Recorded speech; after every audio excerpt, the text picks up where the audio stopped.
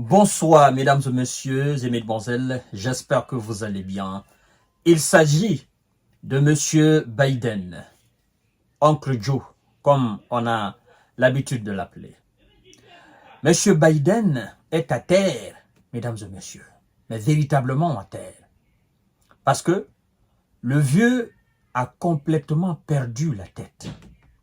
D'abord, au G7 en Italie, comme vous voyez sur les images, M. Biden a fait la une de tous les médias américains, mais aussi européens. Et qu'est-ce qui s'est passé exactement, mesdames et messieurs? Et après cela, M. Donald Trump n'est pas allé avec le dos de la cuillère. Il a dépeint d'une façon sans pitié M. Biden. Et ce sont les médias américains qui relayent même ces images et ces informations. Chères dames, chers messieurs, chers demoiselles. Et lors d'un discours encore sur la migration, le vieux est resté stoïque. Il a perdu complètement le fil du discours. Il s'est même arrêté. Il avait les yeux hagards, les yeux figés comme ça. Il ne savait plus quoi dire. Il s'était perdu complètement. Mesdames et messieurs, nous allons voir tout à l'heure exactement de quoi s'agit-il. Mais avant tout, tâchez de vous abonner sur ma chaîne YouTube qui est Kanté J Visionnaire, le vrai.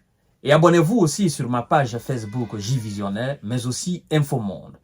Chères dames, chers messieurs, chères demoiselles, lors du G7 en Italie, le G7 qui vient de passer là en Italie, lors de la photo, je crois bien, la photo familiale qu'ils ont l'habitude de prendre, pendant que tout le monde était centré, c'est-à-dire tout le monde était ensemble, M. Biden avait pris une autre direction. Comme vous voyez sur la photo exactement. Il a fallu donc que son épouse, je crois bien, son épouse, la dame Georgia, se déplace et aille prendre le vieux pour le ramener au centre pour qu'on puisse réellement prendre la photo. Parce que le vieux là, il était en train de partir. Il a complètement oublié ce qui était en train de se passer là. Il a même oublié l'objectif pour lequel il était venu là. Mesdames et messieurs, ça devient très inquiétant pour la population ricaine. Et alors, lors de ce discours, comme je disais tout à l'heure, le vieux a perdu complètement la mémoire. Et écoutez ce que M. Trump dit à ce sujet. À dire que c'est ce dernier qui prend des décisions pour l'Ukraine. Chères dames, chers messieurs, chères demoiselles, c'est pourquoi le monde marche actuellement sur la tête. Parce que vous devez savoir que ce sont les visas, la Russie et ces pays-là qui font des choses dans ce monde. Et quand on vous dit maintenant que le président de, n'est-ce pas, cette Amérique n'a pas toute sa faculté cognitive pour mener à bien cette haute responsabilité, celle de diriger les visas, mais aussi de prendre des décisions très importantes pour ce monde-là. Quand on vous dit que ce gars n'a pas toute sa faculté humaine, qu'il ne peut pas, il n'a plus, n'est-ce pas, cette capacité de raisonnement et cette capacité de se tenir, de se tenir debout et tenir un discours aussi cohérent et convaincant, mesdames et messieurs, c'est très inquiétant. Et écoutez ce que M. Trump dit à ce sujet. Partagez la vidéo parce que ça inquiète plus les visas que, n'est-ce pas, les alliés. Mesdames et messieurs, M. Biden va même jusqu'à dire que, M. Trump va jusqu'à dire que M. Biden humilie les visas sur la scène internationale et il continue en disant ceci. Lors d'un meeting dans le Wisconsin, M. Donald Trump a accusé M. Biden de ridiculiser les visas, n'est-ce pas, et entraîner le pays vers la 3e G mondiale. Et il continue en disant ceci. C'est très important de le savoir, mesdames et messieurs. Partagez cette vidéo dans tous les groupes possibles. Le président des Ricains a humilié les visas au dernier sommet du G7. M. Trump continue. Le président des Ricains a humilié les visas au dernier sommet du G7 et ne savait même plus où il était, a déclaré Donald Trump lors, n'est-ce pas, d'un meeting dans le Wisconsin. Et c'est une réalité. C'est une vérité absolue. Je vous dis que l'image a fait le tour du monde. Comme j'ai pas le droit n'est-ce pas, sur cette image, je ne peux pas alors poster cette image. Vous savez, les gens, ils sont très allergiques à cela. Dès que vous postez seulement une image qui ne vous appartient, paf, monsieur Facebook, allez, on fait sauter directement votre page. Mesdames et messieurs, on continue alors. Déclare monsieur Trump. Et Trump dit ceci. Il dit, je cite, « Il fait passer les visas pour une énorme blague. Le monde est en flammes. Nos frontières sont submergées. L'Europe est dans un chaos total. Le Moyen-Orient explose. Et le président le plus incompétent, le plus corrompu de l'histoire nous entraîne vers la 3e guerre mondiale, a-t-il souligné, mesdames et messieurs.